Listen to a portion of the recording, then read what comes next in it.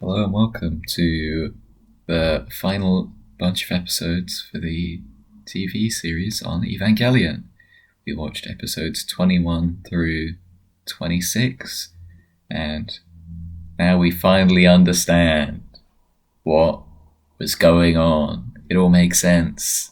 At last, we know. I think what I understand is why you decided to split this series into three different parts instead of doing Neon Genesis Evangelion in one episode, because that would have been pretty tough to do. I'm only now realizing that. Yeah, it's a lot of. I do see where the sentiment of it being like 2 to 3 different shows comes from. It definitely evolves. By that I mean the internal world in which the show constructs within its own mind changes because it learns to love itself, and I think that's good. You know, it does get to like the last like 2 hours or so of screen time, then just decide to try and unravel the entire human condition. Good on it. But I do really like it. It definitely switches like the master plan, which has been behind the scenes of the entire show. The human instrumentality project basically goes ahead over this series of episodes. It starts with a bit of backstory. There's some the final stuff where Tokyo 3 gets blown up. I don't even remember that happening the first time around I watched it, I'll be honest. That's one of those things that just got swept under the rug. They never talk about it. They never worry about any of the people that were living there. They're just like, yeah. We assume they all evacuated, but no one can know for sure. Yeah, it's because a lot's going on. Yeah, Shinji meets Kaoru, has to kill him, and there's several philosophical texts about human sorrow, and then it becomes a talking therapy session for the last 2 episodes, which is interesting. Shall we do episodes 21 and 24 like first? We'll like talk about those, and then we could talk about the last two like on their own maybe. Yeah, sure. Because otherwise we're just gonna be. I think we'll jump around so much because 21 to 24 are very much like real world plot led, whereas 25 and 26 are like a different thing almost. What do you think? Yeah, I think that makes sense. So the first one is the Nerve backstory, right? Yep, 21. It is a pretty dense episode. I think it's the longest at 29 minutes. But I really like it. It kind of jumps back and forth kind of through time. You've kind of got the timeline where you're seeing the deputy commander. I cannot remember his name. I just call him Tarkin. Yeah, Garamov Tarkin. You see his point. Is he called something like Futsuyuki or something like that? Fuyutsuki Sensei. Yeah. Something like that. So yeah, you see him. You see a thing that's happening in the present day where Kaji is up to some mischief, and it jumps around a lot, and it kind of gives you things that you don't even had glimpses of before. If episode 20 is showing you the interior world of Shinji and kind of unraveling some of the mysteries through his mind, 21 is kind of confirming or denying some theories that you might have had about those mysteries and giving you more kind of concrete backstory. But in typical kind of Evangelion and David Lynch fashion, with every kind of answer you get like 5 more questions. So yeah, that's 21. What did you guys think of 21? I quite liked it. I think it's nice that because Nerve and Seal and Gehern and the Marder, all these other related Kiel Lorenz. All these related governmental agencies have been sort of talked about in vague terms. They're sort of these shadow organizations competing with each other for varying different ends. But I think this episode is good in that it just shows you like, look, this had to start from some real point in history before it could become shadowy stone obelisks in a dark room talking at each other. Um, so I like that. I like seeing Gendo Ikari before like meeting Yui. You get like a much more earthly sense of like what the second impact was like. In real terms. Yeah, I think that's my favourite bits of this episode. Is just kind of the almost background changes really as it goes from before the second impact to then it happens. It just skips the whole year, and then suddenly like everyone's in a boat like floating, and it's like, oh Yeah, there's no season changes anymore. yeah. It's like that's quite a cool and nice bit of storytelling that sort of stood out to me with that episode. I think what appeals to me most about episode 21 is two things. Firstly, Harry's absolutely right about how it kind of has that Lynchian thing of answering a question by asking two more in its place, but you feel like what you're doing is getting some insight into how things came to be, but at the same time you still get left feeling like there's still so much more to unpack, especially about Ray, about all sorts of things. And I think the other thing that really appeals to me is, first off, seeing what the characters were like when they were younger that you know of, like Gendo, but also seeing characters that you've heard so much about but haven't seen yet because they've either died or moved on. So I think Akagi was one that I was really happy to actually get a sense of in this episode, as well as Shinji's mother, for sure. Because up to this point you kind of know that all of these characters and these organizations are connected, but it's nice to have a 20-minute episode that brings things together a little bit more, and you can see, okay, so this is where this person comes from, that's how it fits into things. And it also made me feel like the deputy commander was a more important character than I actually gave him credit for in the first place. It's interesting because it both does, and I wasn't expecting him to basically just be like a professor that somehow got caught up in all of this, and now like he's the deputy that's like in all these meetings about the human instrumentality project and stuff like that. So it's like I kind of thought he was just always a managerial role instead of like a scientist type.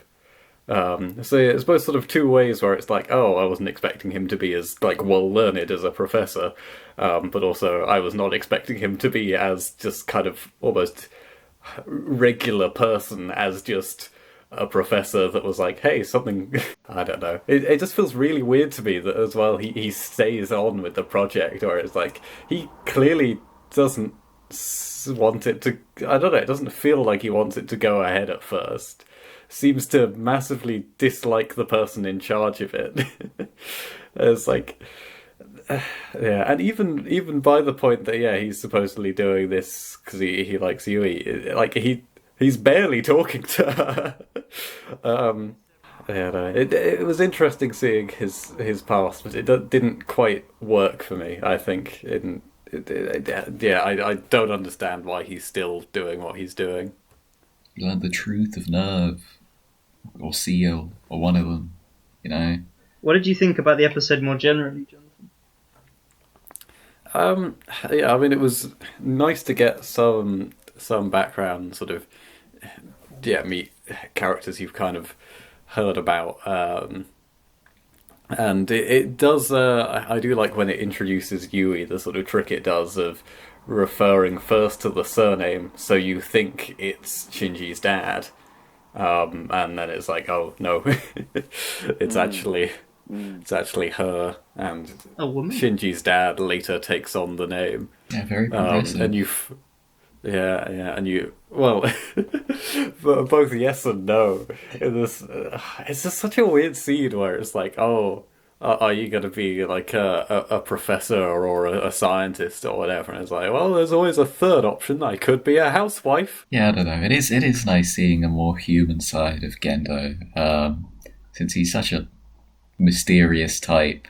Especially seeing him young, he looks so much like Shinji as well. You see the family resemblance, which is nice. Yeah, young him is drawn very well, but he's still never comes across as human, I don't think. I would kind of agree with Jonathan to an extent. I wouldn't say he comes across inhuman, but if anything, that episode kind of hammered the idea that even though there's something a bit, I don't even know what word to use in this case because he still comes. There's still like a sinister atmosphere around him. I mean, even when you see him smile, it's like it's the first time I've really seen him smile. It's a bit strange. There's still something untrustworthy about it, something mischievous about it. I can't ever quite feel like I'm ready to trust him, which makes me want to agree with Jonathan even more. But he does seem a little bit more human in that episode. I think the death of his wife changed him quite a lot, actually. But it's still quite solidly the same character that you'd spent 20 episodes with at some point, but just a bit younger. There's still definitely echoes of the Gendo that you see when he is older. As his wife died, the rooms just got bigger and bigger. Like it starts like he's getting him out of a police cell. And then by the end of the episode, we're in these like giant rooms that we've joked about in this podcast before. It's like he's literally isolating himself more and more from people as he gets the Human Instrumentality Project approved by Keel Lorenz, my favorite character in the show. Yeah, you also get a nice like glimpse into Ritsuko and Misato and Kaji. Them growing up, them sort of meeting each other and all that, which is neat. I like the sort of like family again, the lineage that's shown with like Ritsuko, and like the fact that she's sort of in her mother's shadow, and eventually you can tell that she starts, dyeing her hair blonde at one point, with like the implication that she is almost sick of, of being constantly compared to her mother, or people thinking of her mother when they're talking to her, which is neat. And there's also the fact that Gendo has some form of fling with Ritsuko's mother, and that continues onwards. Like that's like a thing that is inherited somehow and passed on later on, which comes back up. Yeah. Do you want to know what I think the least believable thing in the whole of this anime is just the number of women that want to sleep with Shinji's dad. I do not get it. He is the most sexless man I've ever seen. I think the fact that he is so distant is almost like part of it. It's like, oh, what if I got close to him, Or maybe he has another soft side to him. And then Yui does bring that up. Yui does say, he's actually very kind. Well, Tony, I think you might be the only person who is on that point of view, because I think me and Harry both have the same. It's got to be something to him. It keeps happening. Well, I buy Yui kind of having a thing for him because there's a lot off screen. The whole like Ritsuko and Ritsuko's mother. Yeah, that's the one. That whole that's thing. The one. Yeah, I mean, I'm not the biggest fan of it generally because I think it's kind of sexist. I understand that in terms of the Freudian stuff, he wanted to do like the Electra, like the opposite of the kind of the displacement of the mother figure to kind of fall in love with the father figure. So I kind of understand what he's going for, but like the end of episode 23 and the kind of end of this episode, all that stuff, it doesn't really work for me. It's probably kind of the big letdown personally, but I still think it's pretty bold of them to have her strangle a child. Like that entire thing is very dark. Also, like there's a lot of Ray stuff in this episode. Like I remember I was watching it with Ethan, and Ethan like let out like an audible gasp when they were like digging into Ray, and it's like, oh, she looks like Yui. There's nothing on her. It's definitely like confirmation of kind of things that have been hinted at with Ray, which again, the end of episode 23 kind of all pretty much tells you. Yeah. No, definitely. I think that entire scene it just had me on edge. just really, really had me on edge when Rey kind of steps out of the darkness with those bulging red eyes, and she kind of behaves in a way that you don't think that she would, because it's almost out of character, her insulting someone like that.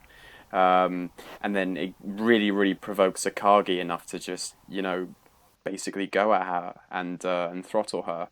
Yeah, and it did catch me off guard. Yeah, that's the other thing with the. I think it's because I could understand maybe having a bit of a crush for Shinji's dad, but it's a love to the point where if like a child like tells you, oh, he doesn't think that much of you, you're like, well, fuck it, I'm murdering this child right now. That's how pissed I am. This is how emotionally involved I am in this man that I'm gonna strangle this child.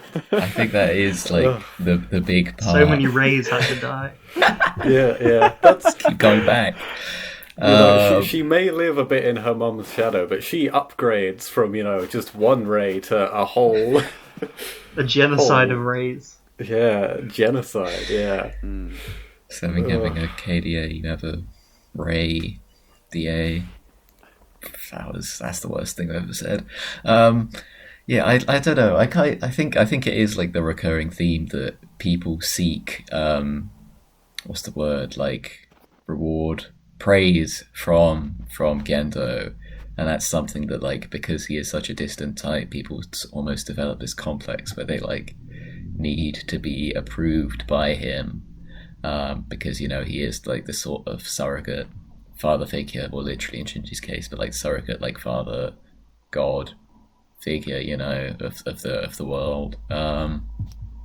Which is, so I kind of do buy it, like, I think it helps when you like sort of kind of remember that everyone in Neon Genesis Evangelion is just very unhinged to begin with. It's like, yeah, they're not going to be making, the most level-headed decisions all the time unless you're Kaji or the vice director. Speaking of Kaji, he's fucking dead. Yeah, he just gets killed. He gets shot. It's pretty vague. Yeah, off camera, just shot. It's one of two off-camera kills in this episode. Yeah, I like the Kaji stuff. He's just kind of like he's like a sneak. He's a mystery man. He's playing both sides. You find out that he's actually kind of been quite, even though he's a spy for the Japanese government. He's also kind of loyal to Gendo because he stole Adam. He wasn't meant to kind of deliver him, and that ultimately could be what gets him killed. He's fucked over so many people. Anyone from any of the three organizations he's backstabbed could have fired that bullet. Which is kind of what I like. Yeah, that is what I find quite funny about his character, is just when he is like, oh yeah, I brought Adam, probably shouldn't have done that. It's like, what? I thought you were like just on the Japanese government side, but no, you're just like, I'm going to screw over everyone. Yeah, he's playing it's like, all what sides. What's your plan? Yet somehow playing none of them. I think he's just in it for himself, though. He just has like this curiosity for like, what the hell is going on, which is why he's like... It's always Sunny line of like, I'm playing both sides, so I always come up on top. That's essentially who Kaji is. He's not the smartest guy. He leaves that nice voicemail though. I think it's a rather than like, I mean, the death scene pretty much is shown. It's a bit of a Sopranos final episode. Yeah, I mean, there is some ambiguity to it. Like, I do understand, like, not fully clocking it, because I think the show is beginning to get more abstract at this point in time. I mean, should we move on to episode 22? Because that's... Yeah, I just wanted to say, I've been reading through the Wikipedia plot descriptions just to remind myself of everything that happens in each episode. Just out of the corner of my eye, I read the line "Lance of Longinus," and I just almost started bursting out laughing. The Lance of Longinus. Is that how they pronounce it? Yeah, the dub. Yeah, it's just a stupid phrase, the Lance of Longinus. It just makes me want to laugh every time I hear it. Longinus. Longinus. Read. So episode 22, the Lance of Longinus is used to kill an angel that is remaining in orbit, which is the thing that we said that the other angel should have done. Yeah, this is the Asuka episode. Poor Asuka. When you guys were complaining about her back on that first podcast, Ethan was like, "Oh, I can't wait for Saitama to come punch her. Show her she's not all that. Hope he feels bad now." But it's okay because she did that all by herself. This child that like witnessed her own mother's like suicide and like slowly like lost all sense of self as they stopped like the image of themselves in their own head of being the number one Ava pilot was just torn down, and then they get hit with this god ray that just makes them go insane. It's a really rough time for Asuka. I don't envy her, I'll be honest. Yeah, I think we talked in the second podcast about it being an interesting way of taking her character. That someone who has like excessive pride, hubris was her hamasha. If you were talking about Macbeth, but and then she's not doing well. The one where she kind of identifies herself as the best, she's no longer the best. It's pretty sad. Mm-hmm. So this episode really just doubles down. She's doing bad at the start. We see her backstory, and that's why she's got a problem deep in her subconscious. That's why she's her sync rate is so low. And then the angel kind of, I think in terms of the language used, I found it very interesting because I don't think the dub does, but the sub says it's like a mind rape, which is like it's definitely characterized as some form of assault. Like it's somewhere it shouldn't be, and it makes her there's almost nothing she can do, and it really is kind of this horrific thing, probably the most horrific thing an angel kind of does to someone. And through that, we kind of see what a lot of the show, this part of the show is, which is inside someone's mind, questioning their own sense of self. She's almost being interrogated by herself. And we get these great sequences that kind of, break down her as a character, both kind of literally and mentally. And it really kind of makes you feel very sympathetic towards her because of what she's gone through and what she's going through. And those sequences, I think, are really powerful and they're very well made. And I think it's a really good episode.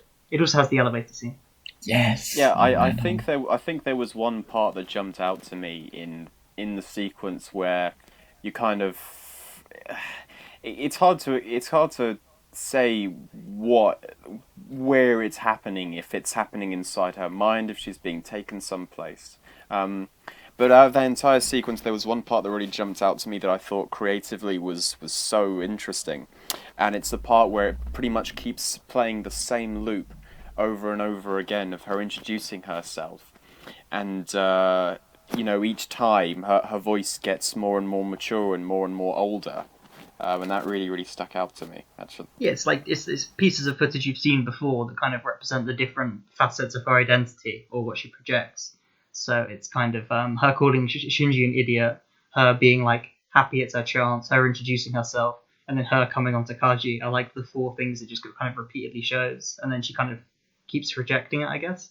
That is one of the sequences that kind of, it makes you take notice of it because obviously it just keeps repeating itself. I think that repeats too many times that it just, I don't know, it just sort of lost me as it kept on going on over that same moment. Because it happens 5 or so times, I want to say, and it's like that. It's not a short, snappy. I think it's probably segment, more really. than 5 times, to be honest. Yeah. Closer to 10, I would have said.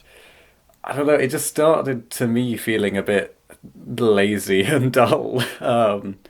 It sort of kind of lost me right at the beginning. Yeah, I don't know. I think it's one of those things where it's like it's such like a core part of Asuka that she like is trying to deal with, how she is perceived, as is, the message of the show or one of its running through lines, and the fact that she has this like dissonance between the way she's been presenting herself, as like proud or thinking of herself as an adult, then having to have that realization where just seeing it in front of her so many times just makes her like lose it, which is quite tragic. It's a lot tied to her like backstory as well. Mm-hmm. Like the fact that her mother, before kind of killing herself, had this breakdown where she no longer recognized Asuka and kind of talked to this doll. And like the word doll is used countless times in this episode. Like it's clearly something that she's kind of obsessed with, about kind of she kind of in herself, she wasn't valued when her mother did that, so she wants to kind of be seen and valued and not controlled or possessed by anyone like a doll. And the elevator scene, I think, is a great highlight of that, because you know how much she hates Ray for this very reason. They're pretty much polar opposites in pretty much every conceivable way, their attitudes, their worldview, the way they act, the way they the reasons they pilot their Ray for everything. So that elevator scene, I think, is fantastic because there's just so much tension when that shot holds, and then the argument they have is fantastic as well. Like one of my favorite lines in the show is like, "You're nothing but a clockwork doll."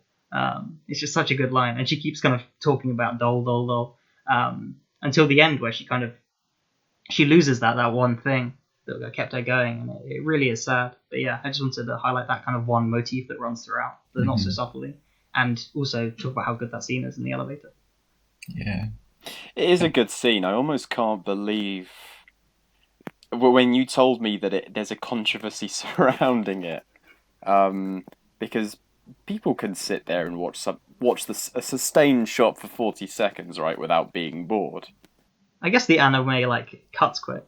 I guess it kind of cuts quicker than other mediums. So a long shot in anime feels like 3 times as long. It's because it's just like the same drawing almost. But this one I felt was the best sort of long shot they have in the whole thing. In that, I don't know, I just felt it a lot more, the whole sort of the elevator. It wasn't fully static as well. There is still Asuka breathe sighing almost sort of partway through that kind of keeps it going. Yeah. Whereas with the other 2 longer shots I remember, the train waiting one that I didn't like because that just didn't feel right in the moment in the same way that this one did, and I think that one was just static the whole way through. And then one I'm sure we'll talk about later, where it's with the final angel, that still didn't do it for me, but this one did. So for me, this is the least controversial one because it's actually good. I really love the episode 24 one. I love the motif that running through. I think Tony talked about it when we talked about that first long shot back in episode 4.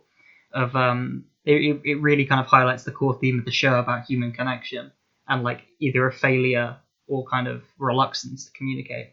And I, in my opinion, they get better as they go along the long shots, and they really do kind of highlight that through line. In the first one, they just have nothing to say to each other. Second one, they're kind of holding back because all they have to say to each other is negative things. And then when we talk about episode 24, I think that moment's really powerful, and it kind of culminates in a lot of things that have been building up for Shinji across that episode and the previous episodes. Yeah. So, should we get on to the next episode then? Yeah. 23? Okay. This is the one with the big worm and the Halo one, right? Yep, yeah, this is, if 22 is your kind of Asuka episode, this is your Rei Ayanami kind of episode. She kind of nukes herself. It ends with the reveal that she is a clone with a soul, in a really confusing monologue. You kind of get the conclusion of Rei's arc, which, rewatching the show, the more times I kind of rewatch it and think about it, I think is maybe the saddest in the entire show. That she's someone that kind of has to come to terms with her fragile existence, and as she's around more, she makes more connections, and I guess you could say becomes more human. And then she gets killed, and then she has to do it all over again. And it's the kind of futility and repetitiveness of this. It is really sad. She finally comes to care about something, and then dies, but then comes back with a faint memory of what just happened. She doesn't know the facts, but she kind of still has those feelings. And I think it's really is. It's deep and it's confusing, but it is very moving, I think. Yeah, I think also again the part at the end where the Ritsuko destroys the dummy program, which has all the Rei clones floating about. I think they that's are very one. Creepy as well. Yeah, that's one of the more shocking, especially visually, moments of the show. Just seeing all these empty bodies floating about, especially with that in a tube. in the tube. More rays and tubes. You finally got it, Jono. Hope you're happy. What makes it so striking, the visual imagery of that, is that you see a bunch of rays floating around in this tank, but so many of them have smiles on their faces, and it's almost like they're happier when they're inside some vat of just some liquid than when they're actually walking around doing their job for Gendo. But no, I'm so with Harry on this one. It's really when you kind of think about the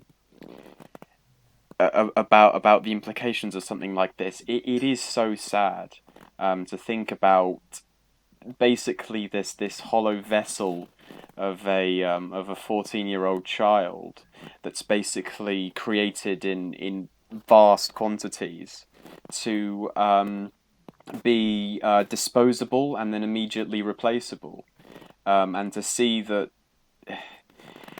Rey could never really attach herself to anything that's very, very human, because in the end she's just going to die, and then there's another one to take her place right afterwards. It's just really sad. It's really, really sad.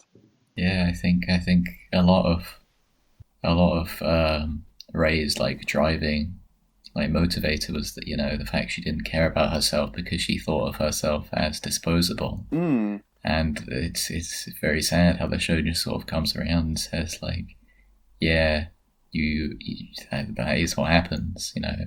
There's more of you in a vat somewhere underneath the geofront.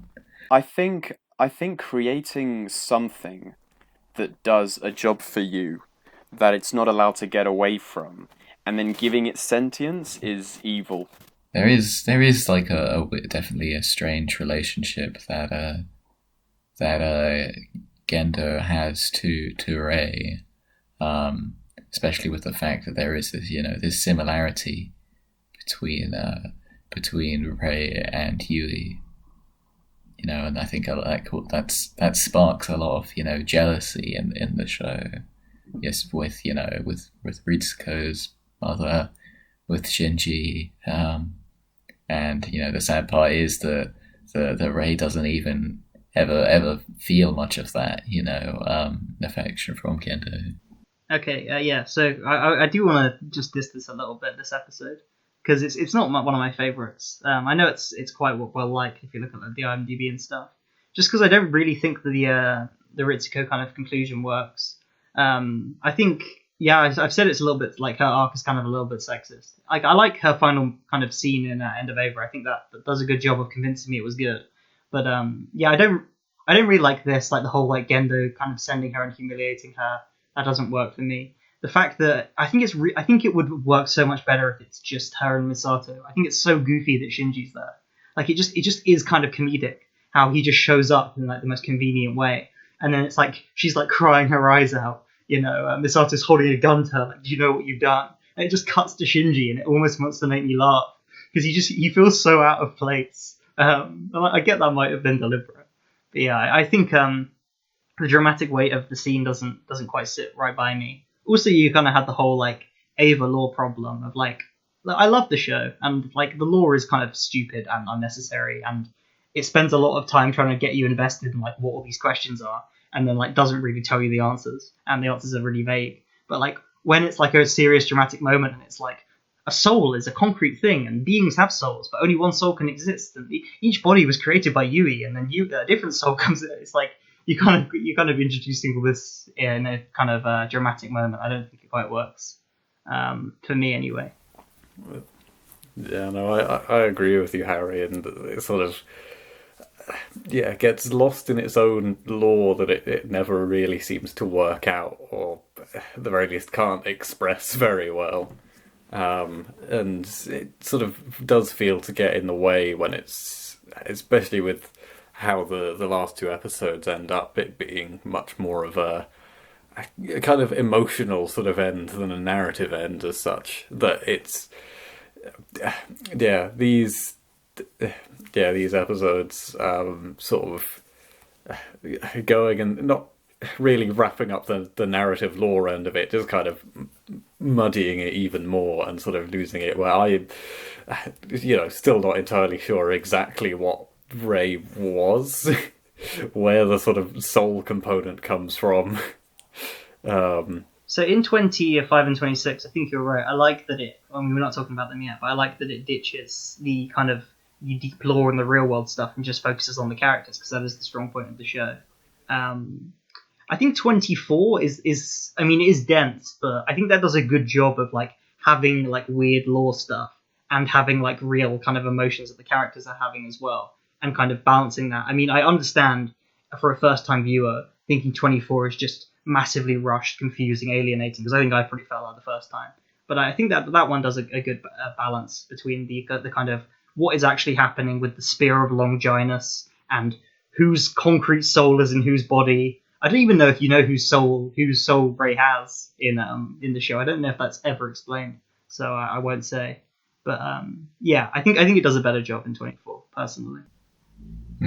I think that one's a bit better as well, especially since it feels like it's more about the main character Shinji, which is nice.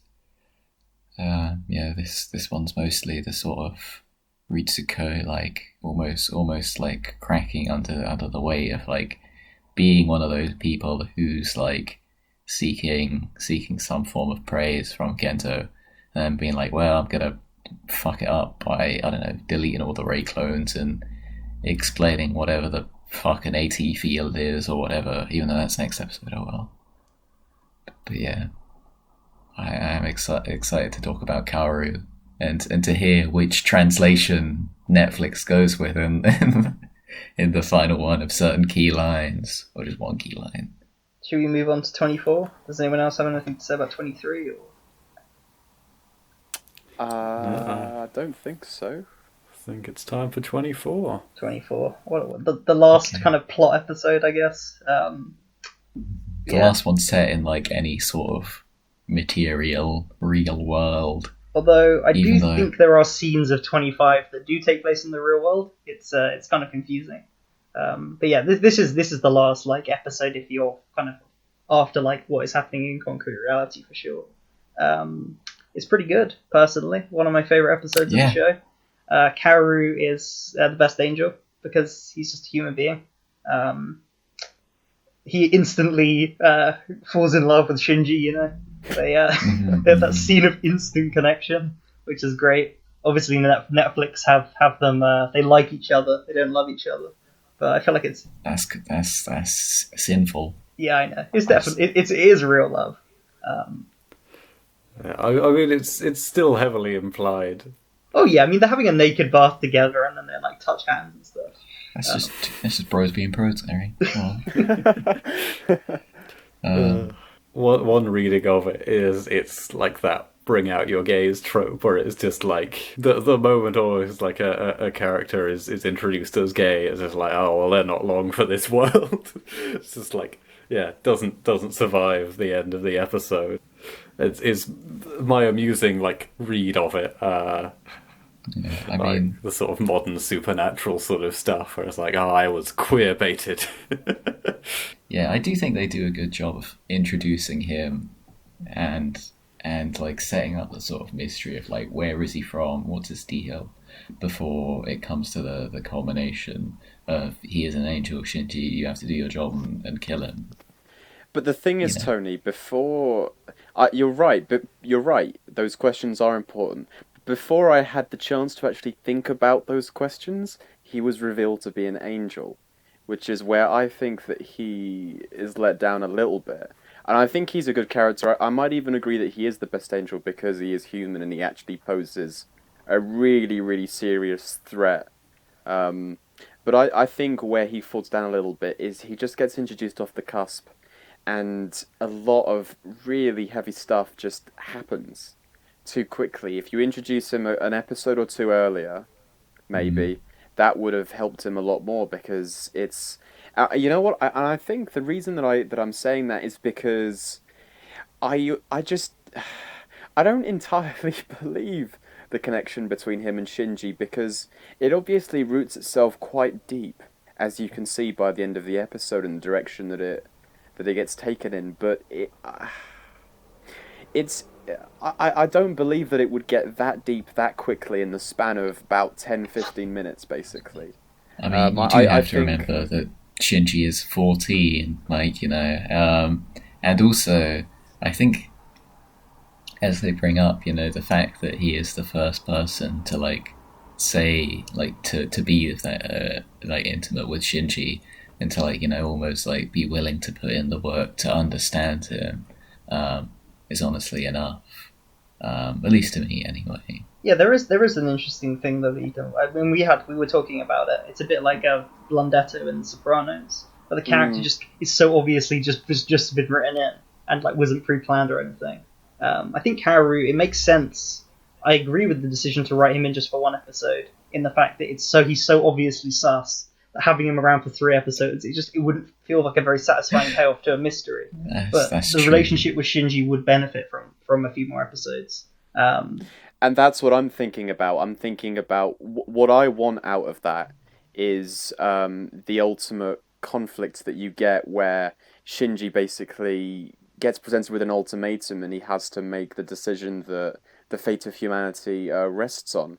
And I'm thinking about the relationship that you have to build to get to that point. And I don't care about some mystery or just knowing that he's suspicious right off the bat. I would still much rather have a couple of episodes of Shinji and Kaoru's relationship develop to the point where it does make that moment, that, minute-long shot, that much more impactful. Because to me, it just doesn't quite land because I've only known Kaoru for 5 minutes, so I don't really have an emotional reaction to all of this. That's where it lets me down a little bit. I think Anno agrees as well, because like I don't want to talk about the rebuilds too much, but he does introduce Kaoru a lot earlier in the rebuild films. And if you're kind of reading those films as like things that he's kind of learned and maybe should have done better, it is more impactful to know Kaoru from an earlier point.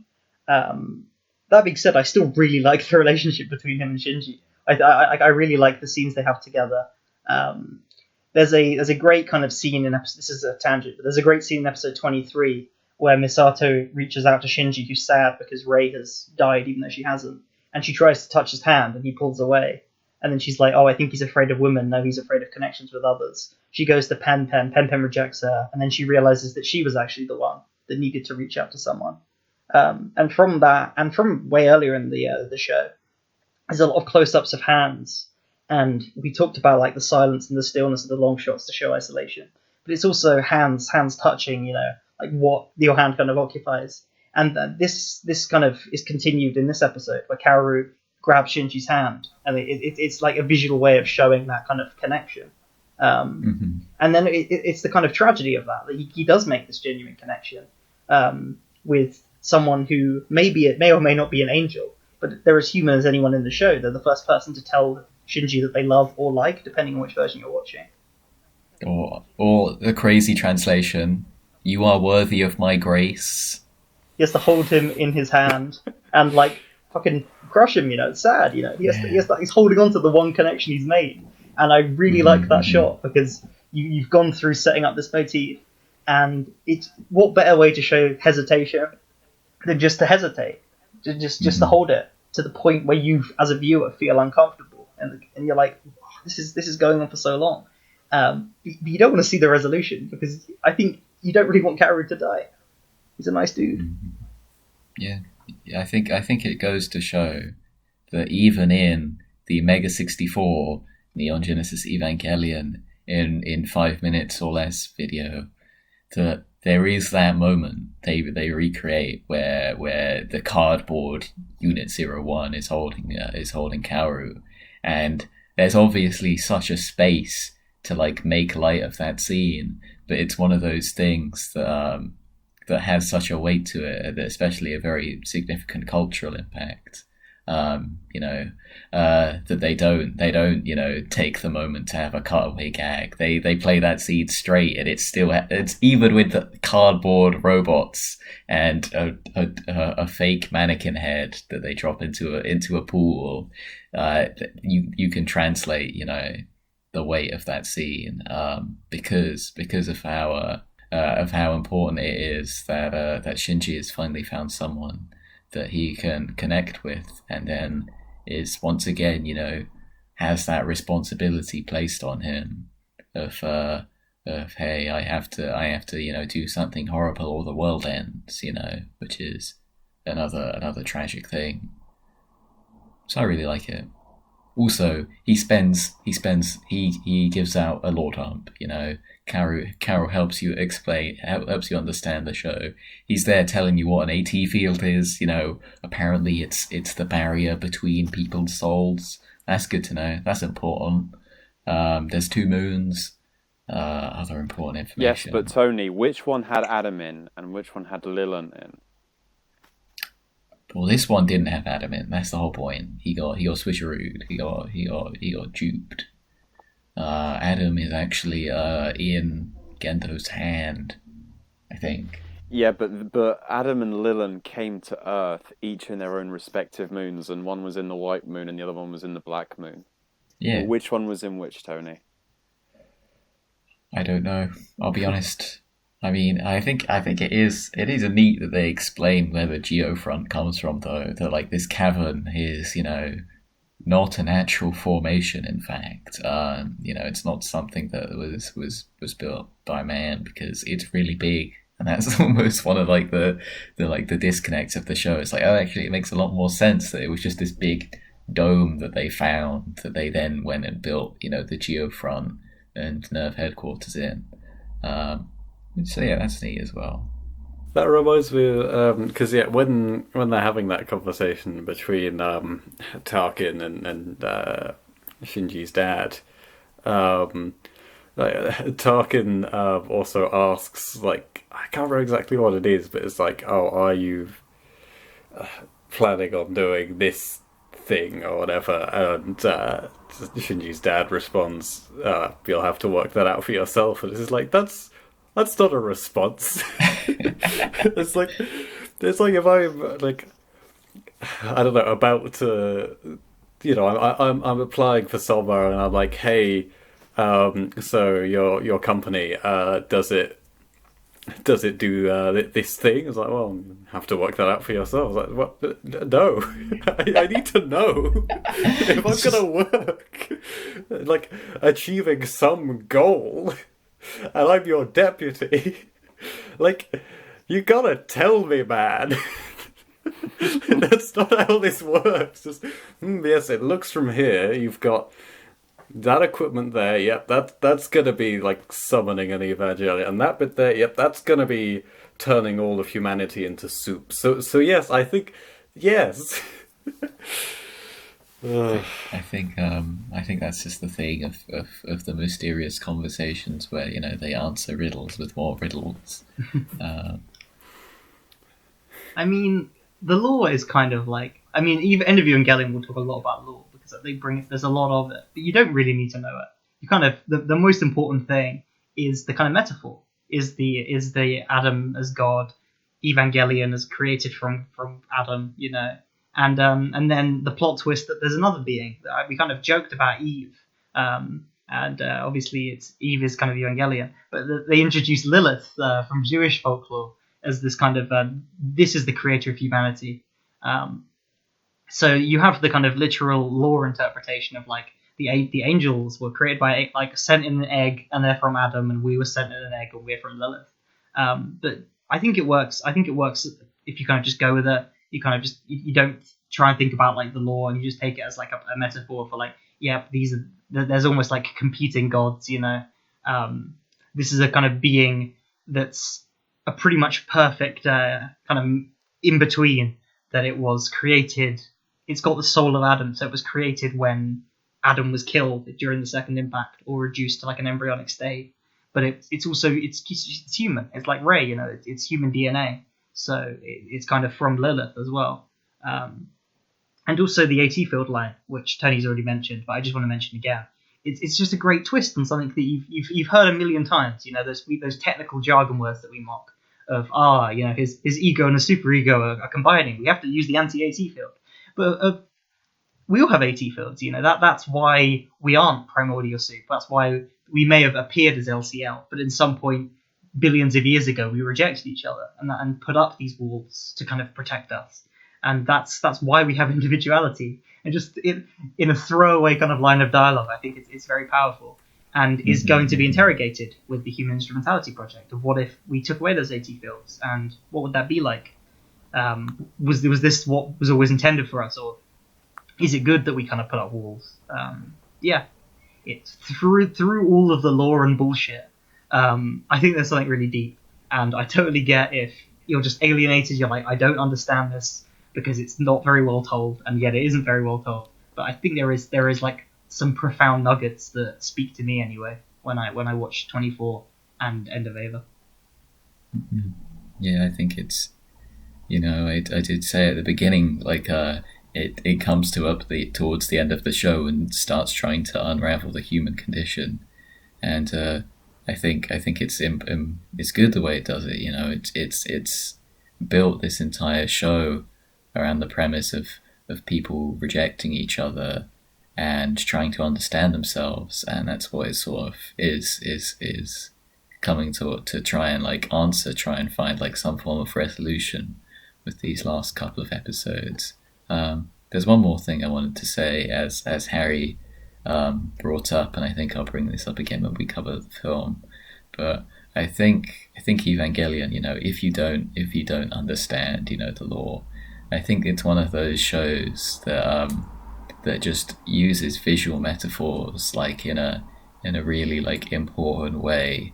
There's so much like symmetry and like rhythm and patterns to the way shots are framed, the way like similar things are shown, that builds up like a connection in your head between certain characters, certain ideas, that helps you to understand things, even if you couldn't put it into words. There's something at the back of your head that sort of understands like what Ava is trying to say about being a person.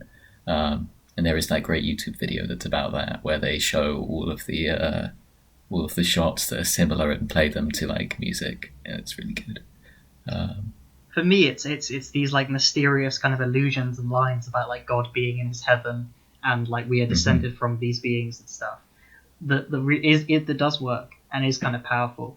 But I think when the show, very rarely, I'd say, actually wants the audience to understand the lore, it kind of falls apart. And if you, like me, drive yourself mad Googling things, being like, I want to understand the lore so I can make funny references to it about eggs and spears and stuff and seeds of life, that's when you go insane, because it's so worse when it's like, oh, we are beings descended from Adam. And it's like, Adam was sent to Earth in an egg by the great ancestral race and had a fight with the Spear of Longinus, which is just when you kind of know the concrete like plot points, it just isn't as good. I like that the show doesn't sit you down and go, okay, here's what happened. There's these things from a PSP game, and then Adam did this, and it's like, do we need to have a big like 10-minute scene about what the Dead Sea Scrolls are? No, it just substitute it for the word prophecy. That's what it is. It's a prophecy. It's what people are trying to achieve. Where do they find it? I don't know. You can read a Wikipedia page. It's a real thing. It's a religious thing. Same with Lilith. What is Lilith? Why is Lilith? You don't have to know. It doesn't really enhance or take away from what the show's trying to do. But if you want, you can read about Jewish folklore. You can kind of read into these illusions they're trying to make. Maybe it was just stylistic. Maybe they thought it looked cool, which I think is a lot of it. But it is there to delve in. It kind of brushes it off the surface. But I think there is some depth there if you're interested. But you really don't have to be, because the show sure as shit stops being interested in all that very soon. So much so that episode 25 just starts, and you're like, wait, what? Which is definitely why I was like, I don't recommend watching 24 and 25 back to back. Give yourself a little bit of space, because it's very funny suddenly going back in, and it's like you're dreaming. You're like, when did this start? Oh, we're in the middle of something. I don't know what's going on, but it's pretty sick. So, should we get on to 25 then, if we have nothing more to say about 24? No, I think Harry put it really well. Alright, 25 then. This is the start of the often spoke about at the end credit scenes, Human Instrumentality Project. The barriers between people are breaking down, and everything is in this sort of abstract space where you get sort of stuck inside each character's head, and all they're able to communicate with is like the version of themselves that's in other people's heads and the version of other people that's in their heads. And that's sort of like what it tries to like lay out, of how people see themselves and see other people, with several long dialogues. What do people think? Yeah, I mean, obviously I've seen it before, but I really like it. I think it's great. I think 25 originally was planned to be different. I think there are stories you can read about real life atrocities that happened in the world that kind of impacted the production of these 2 episodes. In terms of like they had to really rapidly change what 25 was because it too much mirrored real world events. In terms of like there was a terrorist attack. So 25 was kind of really reworked very quickly. 26, I don't think they had time to kind of animate it fully, but I think that really it leads creative restraints led to something really profound. I think 26 is a masterpiece. 25, it's messy, like the jump, suddenly you're somewhere else, you don't really know where you are. There are flashes and glimpses, I think, of what they actually wanted to do. I think you see Gendo go to Rei and go like, "You're coming with me." I think that's happening in our concrete real world. There are just throwaway shots of characters' dead bodies that just are very confusing and jarring because they're still alive in instrumentality. So why are we seeing images of them dead? Is that happening in the real world? It is kind of confusing. But the kind of jarringness of it aside, I think it's a good start to instrumentality. I like that we kind of focus on. We have a little bit of Shinji, but we're mostly focused on Misato and Asuka, and then it ends with all the stage imagery of the characters kind of literally used by props, by being used by the author to kind of deliver the Shinji and the audience the kind of message, and it tells you like this is one alternative ending that you could have.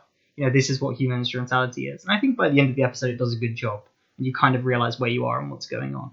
But yeah, it's a rough start. It really is throwing you in the deep end, and I'm hoping you hang on for dear life, so you can get to the masterpiece that is 26. Yeah, I do quite like the, especially the Misato segment, where it is sort of examining people's opinions of themselves through the lens of other characters, of where it's constantly like framing like part of someone's, identity, and it's them looking at it and rejecting it, and sort of it is very complicated. Like I think it is almost, it's hard to summarize either, in a way that like captures all of it. I think the easiest way to get what the show is putting across is to just watch it, which is why it's such a hard show to talk about, or why people keep trying to do it, and have tried to do it for so long. I think I really do agree with that because I watched these 2 episodes earlier on, and it's so hard for me to try and think, okay, this is where we were at the start of episode 25, and this is where we were at the end of episode 26. At the end of episode 25, because it is so chaotic and so messy, but not messy in a way where it falls apart. It's glued together very, very well. It's more that there isn't really a through line. It's very. I mean, even the plot of the episodes seems so like abstract and just difficult to make sense of. And you're right, talk about a leap. I mean, going off of episode 24, it does feel like it's taken from a different show. And I think it's a fantastic idea, episodes 25 and episodes 26, because it feels like you're getting really to the heart of the show of what's really being communicated to you, what the creator really wants you to understand. And there's nothing better doing that than just having characters kind of sit in this like strange, like, it's liminal space. It's an undefined space that doesn't really exist in the real world, but it is somewhere. and these characters talk about how they feel about themselves. And you're right, there's the perceptions of other characters that play a big part in that. And it's just, I think you're really stripping these characters to a very core level. And I really like that, because you've spent 24 episodes at this point working with characters that have grown to be seemingly very complex and have a lot of meat to them. And to kind of, it sounds like it shouldn't work, but to reduce them to almost almost their very base elements, it shouldn't work, but it really does. It really does. It's so fascinating to hear these characters talk about themselves in on really, really, really deep levels. I mean, to the point where it's not beating around the bush. It's just, I hate myself, and hearing things as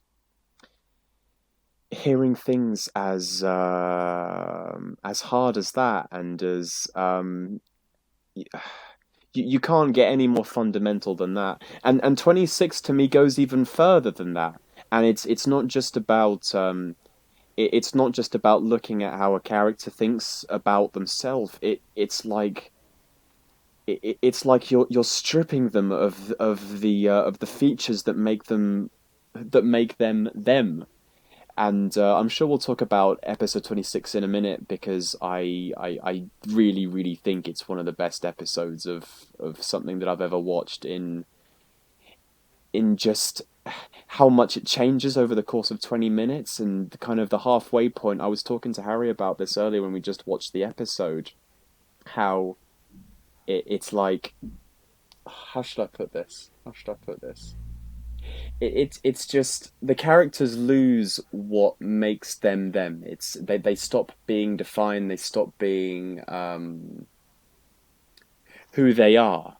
When you blur the images, when you decolorize them, when you turn them into just a sketch, it feels like you are just stripping them to the point where it's almost meta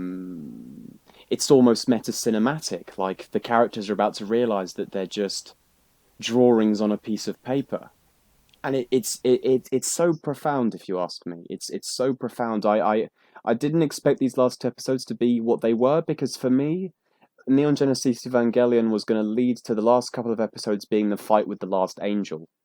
So when the last angel got defeated in episode 24, I was just like, what the fuck is going to happen in these last two episodes? They've still got 14 minutes left to fill of content, and I'm so glad, and Harry and Tony said this, I'm so glad that they went with the idea to not expand on the Neon Genesis Evangelion universe, not answer more of those questions about the angels, about the Avas. The last two episodes are just, here are the characters that you've been following, and here are them stripped to their most basic forms, and I love every minute of these last two episodes. I really, really do. Yeah, I think I agree. I think that, as you say, they're sort of boiled down to like a base level. There is almost like this idea that all people like have this fundamental similarity, where they are at their core, like, you know, as the show presents, they are at their core fundamentally very lonely. You know, that's one of the things the angels say, is like, how are you all so lonely despite there being so many of you? And that's what the instrumentality is. It's saying like, well, could we solve this fundamental loneliness that is at the heart of every person, you know, which is the sort of template that is used to build up all of the character depth that is the rest of the show. Could we melt that all away? Could we just put everyone into a big soup where there is no gaps between people? You know, I think Misato says it well, where it's like you just trying to, you know, mush everyone together to get rid of the gaps in people's hearts, which is sort of what the Instrumentality Project, you know, tries to be. And I do like understand that this segment, you know, this whole 2 episodes is very confusing, because it is trying to, you know, essentially give you like a framework for understanding yourself and understanding the world around you, which is, you know, again, one of those things, the show essentially says like this is the thing you will have to spend your entire life doing, so I forgive it for not being as clear cut, as I don't know, as would be needed for you to be like, okay, I get it, that makes sense. It was just ABC. Instead, it's this kind of feeling that sort of just lingers with you, of you wondering like, hey, how do I see myself? What am I here to do? What is my my relationship with other people? Which is the kind of question that you can't really answer like instantly. I think the fact that Shinji, again in episode 26, it takes such a deep lens onto him. It like invites you to do the same thing on yourself, which is why it's had such a big impact and impact on anime and culture as at large. Why Evangelion has stuck around. And I think, going off of what you just said, Tony, really quickly, I think that is what makes it work. Right, it's not like they're asking. I don't think that they're asking. I don't think he is asking questions for the sake of asking questions. I think he's really, really taken a hard look, examined himself, and examined what he feels the most insecure about, and then kind of molded his characters around that. And in these last couple of episodes, the themes that are being talked about, loneliness, other people's perception of yourself, hate. I mean, these are all things that I do think about quite often, and it's really great to basically watch a show where so much, well, not so much of it, but the premise of the show is about kids in mech suits fighting these massive alien-like beings, and then you get to these last couple of episodes, and what it's all been sort of taken down to is just there's a character that thinks that everyone hates him. And one of the biggest problems that just people face, the things they're most scared and worried about is being lonely. It's about being by yourself, not being able to connect to people. And I really feel that in these last couple of episodes. That's what makes them work. There is something that you can attach yourself onto, and you can spend time thinking about these questions and being around these questions because they're ones that you think about. It's not like these questions have been taken out of a vacuum or anything. So I really like that a lot. I feel very differently from you three in that what you've described is something that sounds pretty good. Would quite have liked to have seen something like that, but I don't feel like that's what the show gave me.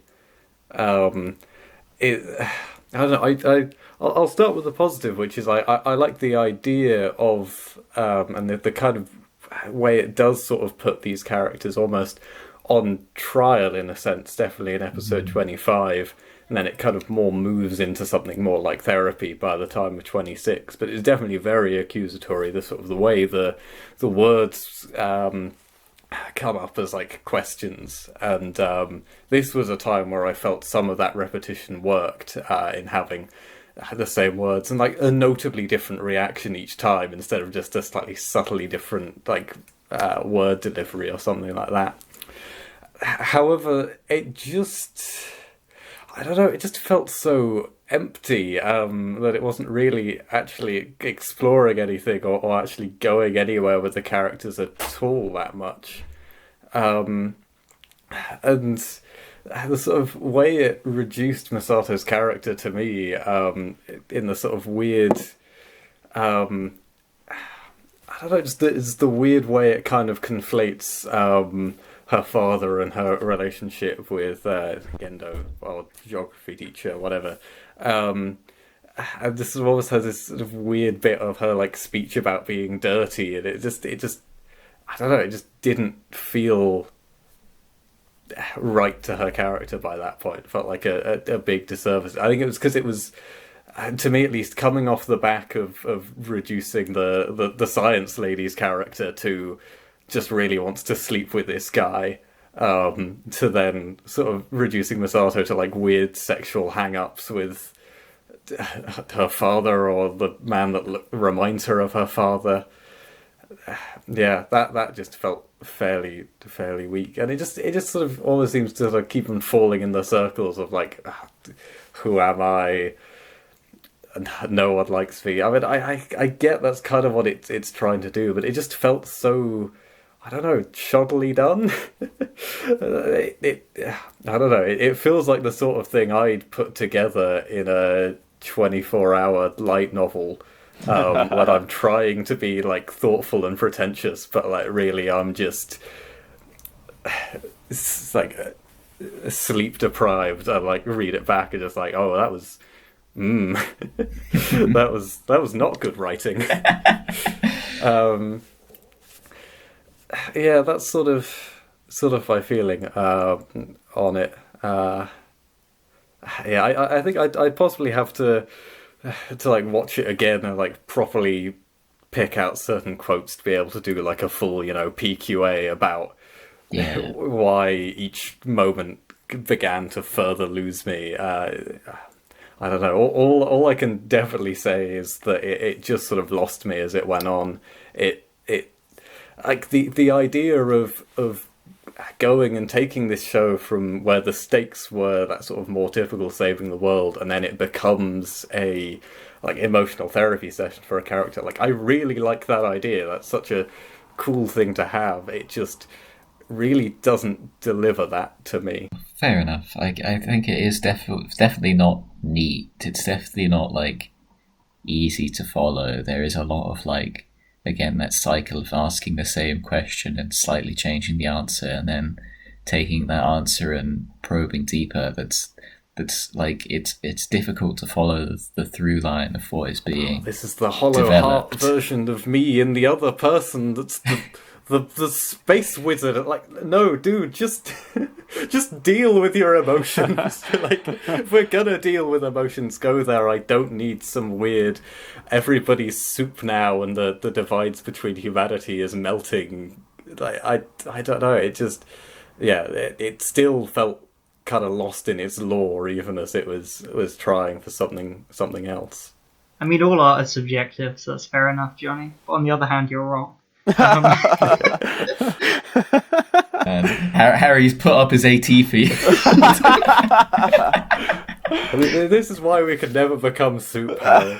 That's true. I need the space of your heart to fill my heart, Johnny. I'm gonna stab you with the Longinus spear in a second. Yeah, I mean, just a couple of things to say about it. The space it occupies is something we talked about, and I love this development through the show. The first 4 episodes are very slow. They're very they spend a lot of detail on world building. There's a lot of shots of Tokyo 3, of Shinji kind of occupying space, and it's very concentrated on that.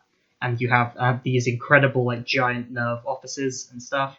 And as the show goes on, it becomes more expressionistic. Suddenly, instead of a big office, the room is just black with a symbol behind it, and characters, entire episodes, half of 16, majority of 20, bits of 22, 23, even episode 14, take place inside the characters' heads.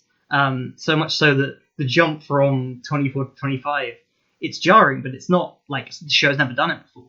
Suddenly, it is just black space. It's not black space meant to symbolize a room. It is black space. And using the theater at the end, like, yeah, this is all theater. These characters are performing on a stage for us, the audience, to get across what the author's trying to get across. And Ethan was talking about stripping it down. And yeah, episode 26, it is kind of meta cinema. It does strip it down to the barest parts until you get that really profound scene, for me anyway, where it is suddenly nothingness, and it's almost the It's a Wonderful Life, very powerful narrative of we have to show you Shinji Ikari, James Stewart, the audience, Hideki Anno. We're going to show you what it would be like with nothingness, how things would be different. We have to take you outside of your perspective, show you what nothingness is like, And I feel like that freedom scene is incredibly profound. I love that song. I've mentioned it so much. The song that plays during it is really good. And it often plays in the show to symbolize kind of harmony and connection. And I think the animation is great. How it's him floating they kind of all the characters are like as a play telling the audience like this is what's happening, this is what's going on, and Shinji's just questioning everything, and we kind of show him transforming into different things. I think it's just great. I think it's honestly great, the space it occupies. I think it's fantastic. I mean, you kind of get what you bring to it, I guess. And I don't know. I think it is profound. I don't know. I think I wouldn't say I'm depressed, but I definitely dislike myself quite a lot. And every time I watch the ending, it does move me. It makes me want to change myself and kind of value myself more. It's very cheesy the way it shows you an alternative future, which we'll talk about. But then it has Shinji kind of come to a realization. It cracks, and then suddenly it's kind of this positivity spreads, and all the characters just congratulate you. It's almost comical, It is kind of funny, but it's so unbelievably sincere. I find it really moving.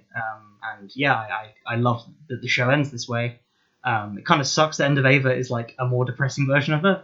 Kind of sucks that someone put themselves out there in this way, who did deal with depression a lot, who did kind of hate themselves and hate the kind of things that they saw about themselves that they kind of put in this work, and got to the point where they had to end the show and decided to kind of interrogate themselves, which is very brave and I respect.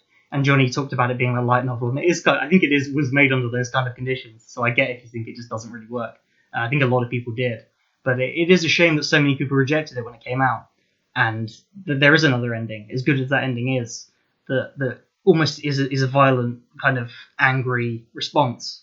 I mean, I've rambled for a long time. I've rambled a lot in these podcasts. I'm sorry for that. But yeah, I really like Neon Genesis Evangelion, and I think this episode it just works for me. It really does. I like it a lot. Yeah, I think definitely going on to, because to me, yeah, 25 is, to me, not really knowing how to round off the characters. And then 26 is very much self-reflective about the author. It's definitely the feeling I get, because especially with the way it has, the almost more typical high school sort of anime like moment in there, and it's all about constructing realities. It feels like the writer saying like, yeah, I could have written anything. I kind of don't like any of the realities I'm constructing, and I don't like a lot of things about myself. Sort of does very much feel like the messages that is kind of, or the things that he as an author is having to grapple with, rather than so much these being characters anymore. I like the that kind of fractured reality thing, because in episode 25, it pretty much ends with like, this is just kind of one of many possible endings, which kind of the idea that there's two endings to the show that definitely kind of works with that. But showing you this alternative reality with these characters that at the point that you were watching it, you've seen just be miserable for so long. It's been so long since the happy songs played with the penguin and stuff. It's just, things are so shit that seeing a light-hearted kind of one of the shit animes Tony would make us watch, it feels it's just relief. You're so kind of, I don't know, I feel happy to see these characters like this, and it's showing Shinji like, look there is a world of that Evangelion. There is a world in which you could be happy, and you've got to do that now. You've got the will to live. You've got to make it work. Maybe it's just how much I hate that sort of style, that is a far worse world than the Evangelion world to me, that I'm just like, oh my god, thank god that was over. I can appreciate it from its thing about constructing realities, but as a moment in the show, I kind of hate it. I don't know. I think it is such like a jarring contrast of Shinji getting to see what things would be like if the world was essentially more peaceful, but he also accepted his relationship with other people and was like willing to be a bit more open, be a bit more honest. I do really like that part in particular. I think a lot of the core of Evangelion that Hideaki Anno was trying to get across was he saw, this group of people, the Shinjis of the world, the hardcore like anime obsessed people that and wanted to speak to them through this show. And I think there is this kind of like perception that it's kind of like, especially with the end of Evangelion, it's kind of like a takedown on that kind of person. It's kind of like a hair, these self-obsessed, weirdos got what was coming to them by being interrogated in this way. And I think it's a lot less cynical than that. Like as Harry said, like it's very earnest. It's very like understanding of the kind of person that the Shinji, the person who doesn't respect themselves, and it's just trying to like be as literal as possible, like shout as loud as possible, like in the head of the person watching, just the world is what you make of it, and if you're not happy, then you can change things and you deserve that, which is a very powerful message. I do think it is neat that even the episode 26, the translation, the beast that shouted "I" at the heart of the world, can also be translated as the beast that shouted "love" at the heart of the world. That being the core message of like, to love yourself, you have to have an understanding of yourself. You have to be willing to to come to terms with how you see yourself and how you see people, and where you go from there. I'm excited to see, like, we've had this fairly uplifting take. We've had end of Evangelion. I wonder what the fourth rebuild film's gonna do. It could go anywhere. I like the idea. This like the fact that the ending of Evangelion is this kind of point where the canonical nature of the show kind of branches out in a million possible different directions. There's sort of any number of interpretations you could take. Yeah. That's neat. It's a kind of franchise where it makes sense that there are so many endings, and the idea of canon is kind of stupid because, like, as they say in the show, like, there are lots of different ways things could go. A lot of people kind of get obsessed with End of Evangelion, I think, because it shows you the concrete reality of what episode 24 and 25 and 26 are. I think a lot of people, myself included, sometimes get too worked up in like, oh, so are they the same ending? Is this happening? Is this, or it doesn't really matter. I think stylistically they're going for different things. Like they're trying to get different emotional responses out of you with the same plot points. And the rebuild films are really interesting in that they are a remake. Rewatching the first rebuild film, having seen the first 6 episodes of the show, feels like a waste of time because you've seen it all before. Like, what's the point? But it's a remix. It's the same thing with a different vocalist, and you're going to get a different emotional response out of it. You're going to get someone else's interpretation, even if it is the same person's interpretation. I think those rebuild films are very interesting. I also think End of Evangelion, which we're going to do, is very interesting in that it's the same ending but so different. Like, I think what really kind of impacts me is that this episode is interrogating what Shinji is. And I think what Shinji is, I mean, he is his own character. He's completely original. He's also made up of different things from the show. There's a lot of his author in him. He's almost the author. He's the audience. He is us right now. He's also what Arno was trying to say about otaku in like the 90s. I think maybe the big criticism I have of End of Eva is that he kind of betrays that a little bit to make a point about the kind of what the otaku was in the 90s. I think the Shinji in End of Eva is a more cruel person. I think he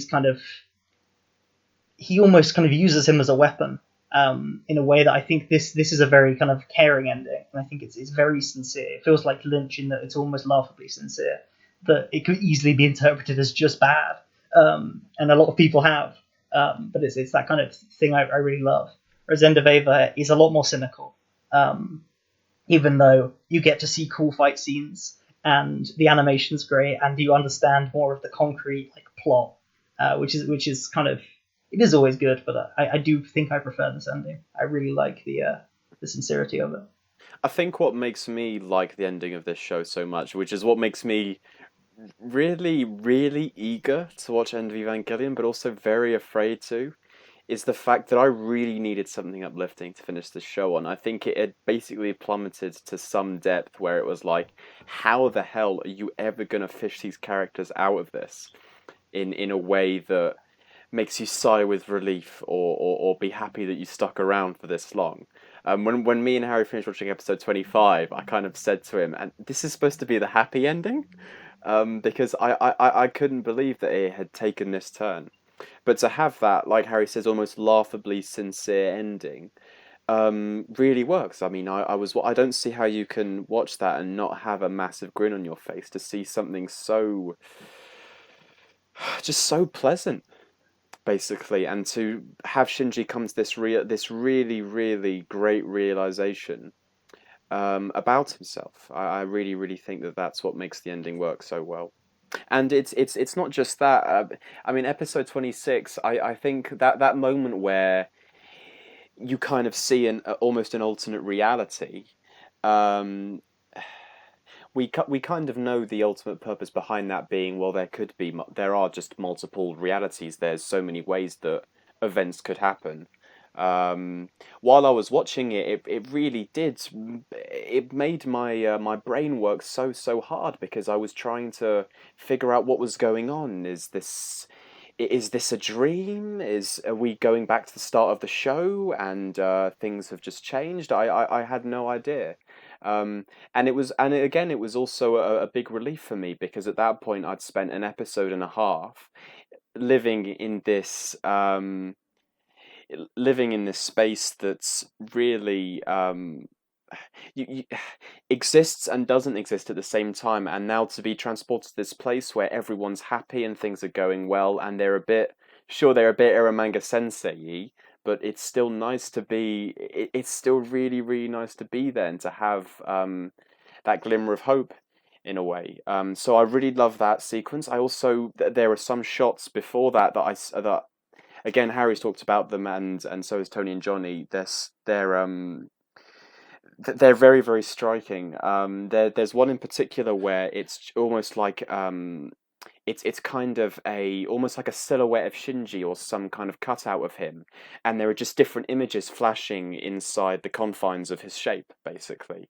And it's like it's about how you are made up of the experiences in your life, and there are two versions of you: the version that you see and the version that other people see, and that really made a mark on me. But I don't think anything quite made the mark on me as much as Shinji physically basically being taken apart bit by bit to the point where he is just a series of lines put together, and he's kind of weightless on this white space. I mean, that was the point where I was like, God, this show is really doing something special right here. I know exactly where Jonathan's coming from about it feeling empty in a way, and not really ultimately not saying as much as me, Tony, and Harry think it does. But I don't think that in that moment it's as important. It's just feeling the weight of something quite monumental that really hits. Seeing an outline of a character that's been coloured in for 25 episodes and shaded in, and to have him just be black lines on a white piece of paper floating, and then suddenly you draw a line across the screen and that represents the ground, and just having things like that happen, it really just feels like it really feels like you're just taking something to the most fundamental level possible, and that to me was just mind blowing. I can't think of me having really seen that physically and visually anywhere else. It was amazing. Really amazing. Yeah, that is the highlight of the sequence to me, and it's definitely to me one of the few moments where what it's saying lands in the way it sort of is.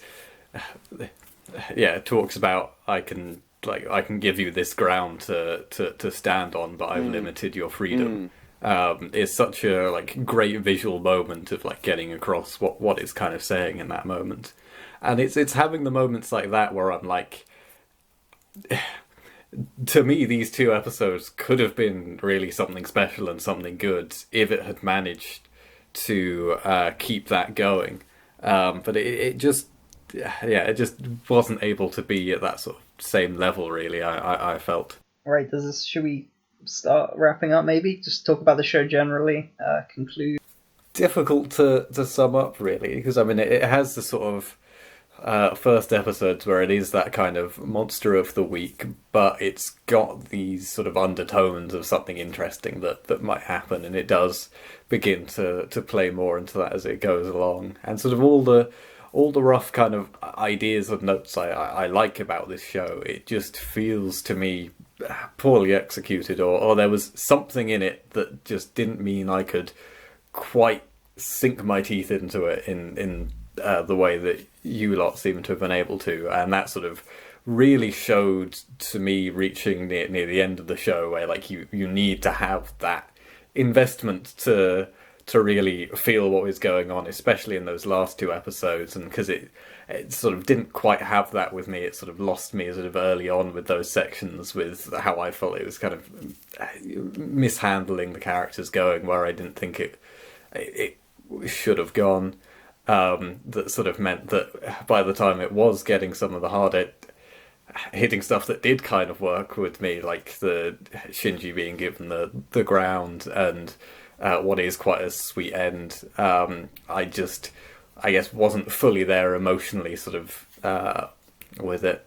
But it's really difficult to have to slap a number onto this, because there's a lot of different things and aspects to it. But I think I am going to give it a 6, all in all. I'm really looking forward to you reviewing End of Evangelion, Johnny, because my theory is that you're going to hate it so much. But, I mean, I hope I'm wrong. I think my immediate reaction when I finished Neon Genesis Evangelion was sort of like, I kind of feel done with this now. And I was like, I'm going to have to watch one of the films, aren't I? It's like, I'm done with this. What did your brother think, just out of curiosity? Because I know he'd seen it before and you watched it with him. And did you watch it with your brother? I think you did, right? Yes, yeah, I did. He hates it with a passion. He didn't remember a lot from the first time he watched it. He kind of watched it all sort of getting late into the night, sort of in one go, the sort of final bits. And I think he sort of felt fairly average about it, but like rewatching it now, he just completely felt that it was like fucking with his time. The sort of repetitive with no substance sort of stuff. So compared to him, I like it. Sounds like he has a strong AT field. Yeah, he properly went off on one about it as we were sort of doing our post-show debrief. You should have done your own podcast. I wish we'd had him as a guest. I really, really, really would have wanted to hear one of these rants. They sound fun. We need to have a spin-off episode where we just have him on. At the end of Evangelion's podcast, can we have like a little bit where you bring him on? Yeah, I'll see if he's up to that. He probably will. He'll make a lot of annoying sighing sounds, and then he'll get annoyed at you for liking Jonathan, it. are you planning on watching the film with your brother then? Yeah, if he'll be there. Oh God. Look, I mean, this is going to be Vertigo. It's one of those things. Yeah. It's like I think part of why it's I don't know. I think it's one of those things where the people you watch things with will kind of shape your opinion on it, and the fact that I'm watching it with someone who is hating it with a passion. Yeah, if I'd been in a room by myself, maybe I would have liked it slightly more. I don't think I'd be universally different on it though. Yeah. I mean, the vibe can often make you just come away with a different feeling. But yeah, I'm not sure you wouldn't be giving it a 10 either way, would you? It's just no. There's with the best enjoyment in the world, there's a lot that I feel that this doesn't quite get right. I can go next. When I first watched the show last year, and I thought it was really good. I really did enjoy it. It felt so different from anime. It felt like it had a voice behind it. It was making bold artistic choices. It was trying to kind of go a bit deeper, and I really liked that. Yeah, you were watching it in Sheffield, right? Yeah. I worked my way through it very slowly last year, Mm. but it's on the rewatch, and then I watched the last bit of the show for a third time as well because I like it that much. It just I think it definitely is better the second time for sure. Like if you laid out the plot points of the lore, the character stuff, and looked at the show, you're like, this is not the best way to tell this story. There is like an objectively better way to tell this story. Like you can get across the ideas clearer, the exposition clearer, but in that messiness and that grayness that the show operates in, the kind of week to week nature of it, the way it evolves, like just weird, strange choices that some things don't entirely pay off. I think there's just a magic. There's something making it episode to episode, they managed to hit, and they managed to hit it for a lot of people clearly because this show was massive for something this strange. I love the way it starts. The first 4 episodes, we call it Monster of the Week. The first 4 are very slow, very introspective. Then it becomes a more kind of generic show, but even when it's that, it's still kind of trying to convey these ideas. I think it's funny as well in those the first run of that like Monster of the Week stuff. It's very entertaining. And then it kind of, as it goes on, it gets more introspective, it gets darker, and ending it with these 2 episodes, I just love them so much. I think it could have been a cop out. It could have been like, we have to fight the big monster and then we beat the big monster and then that's the end of the show. But it tries, it tries something that not many things do, and it tries to go deeper, and it really does take its shot. And I get that these episodes are controversial because for a lot of people it's going to miss, but it hit, I respect it for trying, and it really worked for me. I mean, I've been down the rabbit hole with Evangelion recently. It's really consumed my thoughts. I've questioned like things I don't like about it, but then also things out of things I don't like are like 10 things I do like. So even like in the problems I have with it, I still think they kind of work in a weird way. So yeah, it's messy. It's kind of as this speech is, it's very long-winded. It's kind of going nowhere at times, but it pulls it back at the end, which is what I'm going to do now because I'm going to give it a 10. Great, well done, Tony. Great. You picked something I would already see, and I'm going to give it a 10. Well, I think that just goes to show how long Animediate's been in production. I was really pleasantly surprised with this show because I was told by you two, Tony and Harry, that I probably would like certain aspects of the show, just because of where it basically heads in the second half. But hearing the base premise of giant fights with kids in mech suits against these huge, weird monsters, it sounded like something that I would tend to not like because I'm not a big fan of Michael Bay-esque Don't say that. stories like that. Okay, well, it's not like that. It's not like that. But that's what I was thinking it would be, and especially with anime, I knew it would be very overdramatic, and it would just pretty. I mean, they wouldn't be interested in any of the greater themes. It would just be fight, fight, fight, action, action, action. But I was kind of blown away, and especially 25 and 26, it was such a bold move for me to do something like that because it felt like every step of the way with this show, I constantly had to reassess how things were going to play out because the show kept finding new ways to surprise me. And it's amazing because I compare it to earlier shows that we've done on this podcast. And things like Eromanga Sensei and Asterisk War are so childish and so immature. And I mean, this feels like such an adult show. I mean, the themes and the way that it presents sexuality and how it can be a big part of how people interact with each other, and just everything is adult. And I will admit that at times it's not perfect. I do think that the way that they sent Akagi off was a bit sexist. I do agree with that. But I think so many things about this show are really, really grown up and mature. And I just don't expect that a lot with anime, especially not in this series. I think when I started saying this, I was going to settle with a really high 9, but I actually think I am going to give it a 10, to be honest. I actually think it is that good. Pretty much, no, not even pretty much. There's so many great things about this show, but I think it was just going from the base idea that I had in mind and to come out the other end feeling like I did watch something that really has that really is going to shape the way that I watch an entire subgenre of cinema in future is quite big for me. So I think I am going to settle on a 10. And it's also nice because it's the final thing that we're doing on the podcast. So, why the fuck not, right? Well, that's great. I'm happy to hear that you both liked it so much. I, of course, went into this already knowing it to be like one of like my favorite shows. It's one of those things that's like, it's one of those. It's like regarded as one of the greats. It being so old and so influential that like there was almost this expectation in the back of my head, like what if it's not all that? The first time watching it through, but I think it does do something special. I think the way it can sort of blend this very stylistic action show with these deeper, more introspective elements is really great. I think either one without the other wouldn't be as good.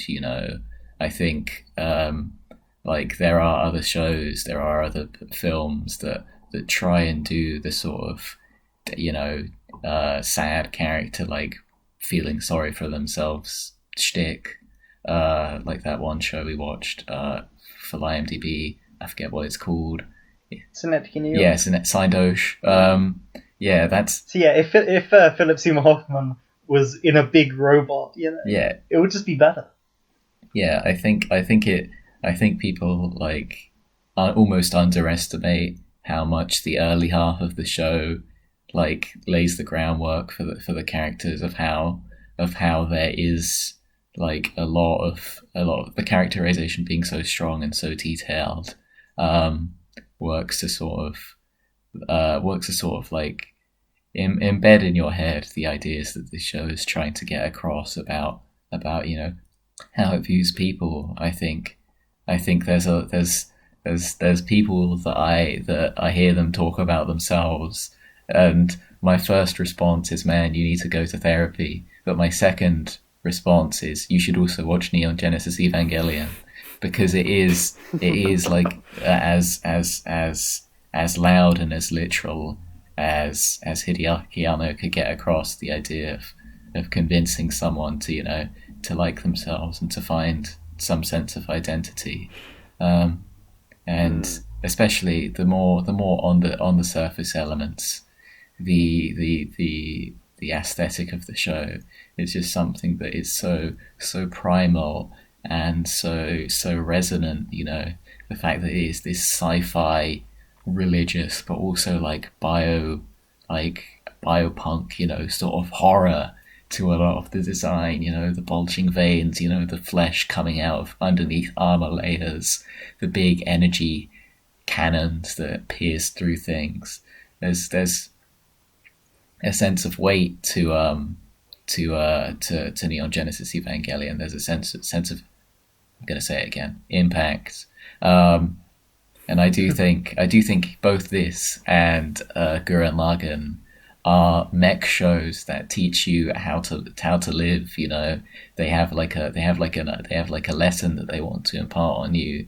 That that the creator is like, hey, this is how I see things. This is something you should think about, that should be in the back of your head whenever you're doubting yourself, which is I think very, very powerful. There's not many pieces of media that I can say that have literally like changed like me on like a level. Most things I'm like, okay, I guess I went and saw Pacific Rim, and I could have not done that and my life would be the same.